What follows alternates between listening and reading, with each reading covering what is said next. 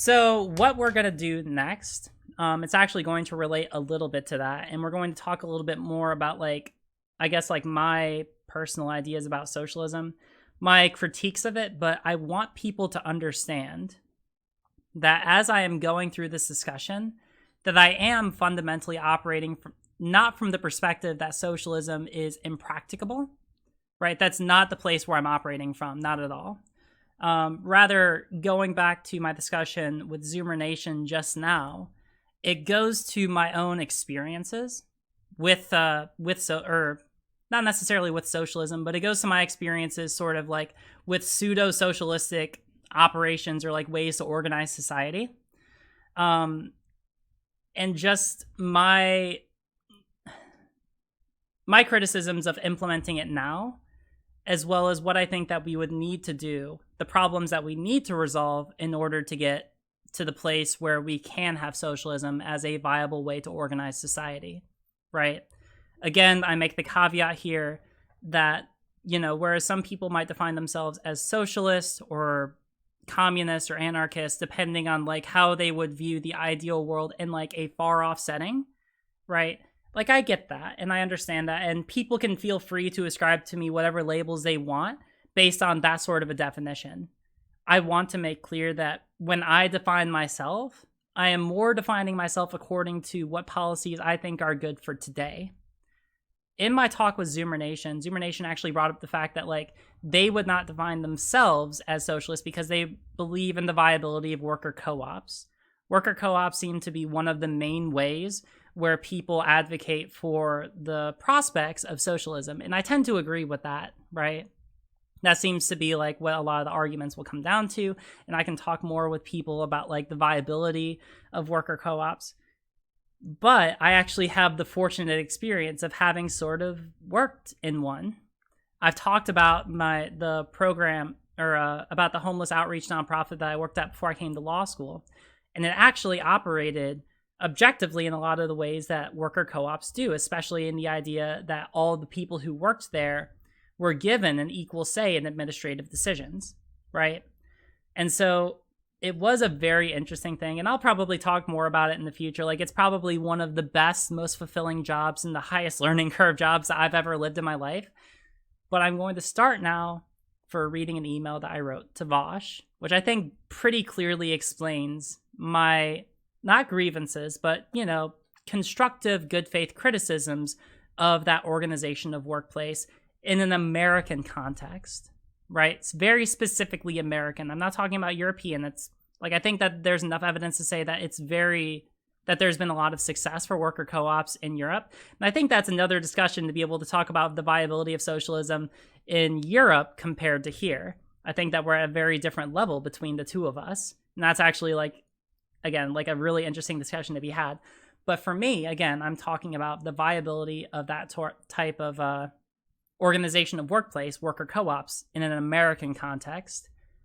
What I did was I emailed Vaush asking to talk to him on stream. I remember there was a stream where he was talking about the viability of worker co-ops, and I had these grievances I'm about to talk about a little bit. And I was told to send him an email, so I did. I said that I had some concerns that I would like to address with him, and he said that he wouldn't be having me on, and he hasn't followed up with me in, I think it's been a week and a half since I've had this email exchange with him. But he asked me what my criticisms were, right? Specifically, I said to him in the first email that I experienced some safety issues when I was there, and he asked me what those were. So this is the email that I sent back to him. I suppose I need to read his email for context. He said to me, "Hey, I'm so sorry, but I'm afraid I'm not going to be able to have you on. I'm very overbooked at the moment, and I don't know when that will change. All the same, I sincerely appreciate the offer, and I wish you well. Could you tell me what safety issues you experienced?" I responded to him saying this: "Hey, no problem. I totally understand. I suppose to summarize, most of the issues I experienced personally came from a combination of 1. The unwillingness of people who worked there to agree on a common set of rules for the workplace. 2. The inability to enforce consequences for the violation of what rules there were. And 3. The lack of good faith on part of the workers to not take advantage of the presence of problems 1 and 2. For background, I worked and lived at a homeless outreach nonprofit organization called Constance Abbey for about a half year before I started my legal education. It's actually mixed up. I think it was for a bit longer than that. I served as the program director for the latter half of my time there. It's a pretty ambitious project. It consists of two houses. It consists of two houses in one of the poorest parts of Memphis, Tennessee. The owners are a married couple who came from an investment banking background and used their revenue generated from owning property in California to pay for the organization. They provided services to the local homeless community, who they refer to as neighbors to humanize them more, which include things like daily essentials, food, showers, clothing, etc., to more substantial services, such as job training and placement, on-site therapy, and GED classes. They also have a model which mainly employs people from the local homeless community, though the owner wouldn't say they were employed in the conventional sense. Everyone who worked there also lived there and had an equal say in administrative decisions, which is why it seemed to fit under an objective definition of a co-op. Note, the owner and the former program director would actually get in disputes over what to call the place. The program director would call it an organization, whereas the owner called it a community. This was actually what led the former program director to leave and me taking over, though it is formally registered as 501c3. This type of organization had several benefits and several disadvantages. On one hand, this meant that the entire community was very involved in decision-making, and almost all decisions that were made did not disadvantage the workers or the community members. In fact, speaking from experience having been in that position, the job came with a lot of benefits. Paid room and board with stipend, though no medical. I had to pick up 2 other jobs to cover the cost of transition at the time. But this led to some serious issues as well. First, it was almost impossible to establish a working constitution. When I started there, the organization was only 5 years old. It had enough reputation and grounding that it was legitimately recognized in the Memphis community, but it only satisfied the basic requirements for 501c3 certification and formation. So, one of the assignments given to me was to work on a constitution that everyone would vote on, since I had the best education out of anyone there at the time. I was not aware of the term worker co-op, but most of my research was done on Rivendell communities, which I recommend looking into if you have the time. They have a very religious slant to them, but their constitutions are made to facilitate the creation of collaborative, intentional communities, which are able to have economic stability through providing economic services to their local communities, neighborhoods, etc. Once I had designed a good constitution, I brought it to the next community meeting to be discussed and voted on. Problem: it never got passed. Every time I brought it to be voted on, some community member would raise some issue. Then we would adjourn for the week. I would spend the week revising it, and the same thing would happen again. Even on the occasions where we would get close to having a unanimous support, one vote would keep us from getting a consensus, which is what the owner required, which is a problem in and of itself, which I'll address later. And because we couldn't get a formal constitution passed, 2, there was no way to enforce even basic and formal rules because what was permissible was according to majority rule. Although I was eventually given the program director position, I realized that meant I inherited all the responsibilities of the position without any benefit. They didn't even raise my pay, even though they had promised to. I had to take on more hours of work, including filling out tax forms, collecting data, writing grants, etc., in addition to helping with the basic services I mentioned earlier. But because we didn't have a formal constitution and otherwise everyone had egalitarian say in administrative decisions, I couldn't enforce violations of the rules even when they were against myself. Trigger warning: sexual harassment. Problem: I started getting sexually harassed. I had started transition about 5 months before I started working there, but I was still presenting as guy when I started, though I got the promise of the owners and the then existing program director to not kick me out when I did come out as LGBT to everyone. This went on until one day I came out to the only other LGBT person there. At first it was great, and he was very accepting, and we got close as friends. Then he got too close. He would send me texts and emails harassing me daily, but he was also a very respected member of the community, so for a while I tried to get him to leave me alone without involving other people. Then one day it got to be too much, so I compiled all of the evidence and all the witness statements that I could, and I sent them in an email to the owner and several members of our board of directors asking them to intervene and help. Not only did they not punish him, they didn't do anything to substantively reprimand him, since it meant, quote, putting someone who is previously homeless back on the streets. Additionally, it came out that he was actually also a prior convicted rapist with a history of sexual harassment, and that some members of the community were aware of it, but didn't report it because they, quote, didn't want anything bad to happen to him. Not only that, but after I reported him, he barged into my room in the middle of the night and threatened that I better stop sending these emails or we would have a grave misunderstanding. With no other option, I had to leave. I would have been homeless and not for a friend from high school offering me a bed in a couple months at his place. Which all brings me to my last overarching point. 3. The reason this happened, in my opinion, is ultimately that the owners tried to have a system that required a degree of good faith that could not reasonably have been expected of the people they had working there. Several months after I left, the board of directors got so many more complaints about this same man sexually harassing other women that eventually they had to launch an investigation against him. It turned out that not only had he been sexually harassing all these women, but that he had been stealing from the organization and selling things to the local drug den. They made a formal apology to me, and though I am no longer there today, I still consult with them on data collection, general organization, and so on. This is very important. This is not to say that every person in poverty is going to act like this, nor that people in poverty are blanketly morally impeachable. But people from this kind of background are going to view these types of organizations, are going to view these types of organizations in a different kind of way from you or I, given our privileged backgrounds. The former program director, super smart dude to his credit, got his master's in nonprofit administration from the University of Chicago, explained this to me using the other species theory. Let me know if you want more literature on this, and I'll do the work tracking this down. Essentially, it goes like this. People who come from severely impoverished economic backgrounds tend to view people from any different background as an other species entirely. Because of this, not only is it nearly impossible to genuinely gain the trust of people in poverty if you come from a position of comparative privilege, but they also view systems in the world through a lens of survival and high skepticism towards authority. See also Maslow's hierarchy of needs and the spiral dynamics model of psychological evolution.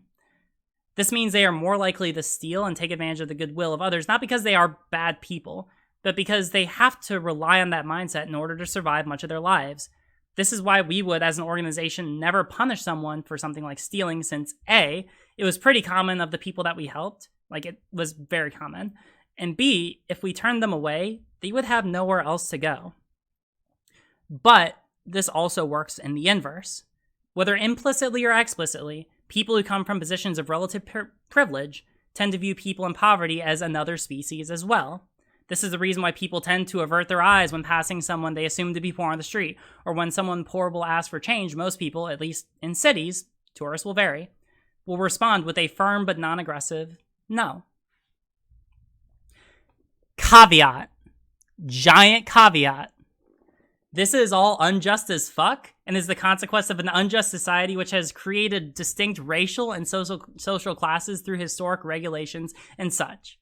Someone without a background in social policy and acting in bad faith might look at all of this and conclude that this has something to do with some immutable quality of being poor or even black, since most homeless people in Memphis are people of color. This would be an inaccurate inference, and I reject any kind of interpretation of that kind. Here's the point. While worker co-ops can work for certain people acting with good faith, it would not be an ideal way to organize society by completely seizing the means of production today. Today, the organization is operating with a more explicit hierarchy, with the owners formally in charge and the workers in more of a union, which is consulted for administrative decisions. This solved the issue of instituting a formal set of rules, since the owners could set out clearer and more effective ways of agreeing on them and revising them later on if there were issues, as well as being able to effectively enforce violations of the rules they came up with. They instituted a formal HR policy on sexual harassment and evicted the guy who I referenced earlier on the basis of that. And the workers present are still in strong negotiating positions for administrative decisions, while the owners, or with the owners, since they are unionized, without abolishing the system of hierarchy for for admin processes or purposes. This is not to say that socialism cannot work at some point in the far future, but to get to that point where it would be viable as a means of organizing society, as opposed to organizing a select number of workplaces, which I think is completely viable nowadays, it would mean addressing the systemic issues of poverty and alleviating the aforementioned issues. At this point, right now where we're at, I don't think that we're anywhere close to that. Then I said that, I think that covers all of it, and if he wanted to follow up with me, then he was more than welcome to. He has not. I don't take that to mean anything against him. So I hope that people don't take that to mean that I am anti-socialist or I don't think it's a good way to organize society. This is just I am trying to focus. I have a long-term goal of eventually putting myself into a position where I can meaningfully affect national policy. It's what I want to do. It's why I'm pursuing my legal education. That's why I'm pursuing hopefully a master's in nonprofit administration, a master's in public policy, which is something that my school offers and that I'm very well set up to be able to get into. This is I just need to make sure as I'm going forward that I have a much keener eye for what I can do today. All right? So these are just my criticisms, and this is why as I go forward, I don't want people to think that I'm not allied with people on the left, because I am. Understand that I might not advocate explicitly for socialism per se, or communism per se, or anarchism per se. I am much more concerned personally with advocating for the policies which really, at the end of the day, it seems like we all functionally agree on. Increasing the ability for workers to unionize and have more leverage against their employers. Making sure that we institute non-discrimination policies against all different kinds of minorities. Being able to decommodify basic necessities like healthcare, housing, food, and so on. Being able to completely restructure and refocus on making sure our education system is able to get anyone from any part of our society to be able to achieve the same amount of success regardless of where they come from. These are issues which I think everyone on the left agrees on fundamentally. And if you don't, then I don't know what your issue is. But understand that these are the things that I focus on more. And as I go further in my content, I hope that people will not hold against me that I am less concerned with theory. And mind you, theory is wonderful. Theory is great, right? People who do theory, people on YouTube who do theory, watch them. Get all over that shit, right? It's awesome. It's awesome.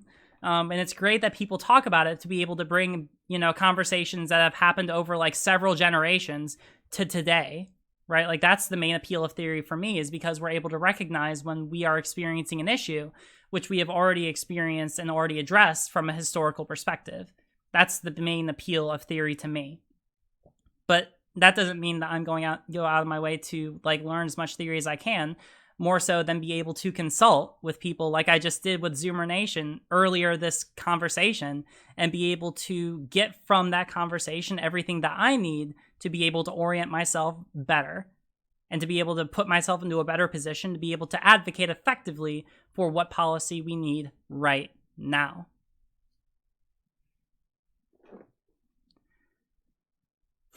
So yeah, I don't know if I just ended my career prematurely. I really, really hope that I didn't. I'm glad to see everyone still here, and I hope that people still have an altogether decent opinion of me.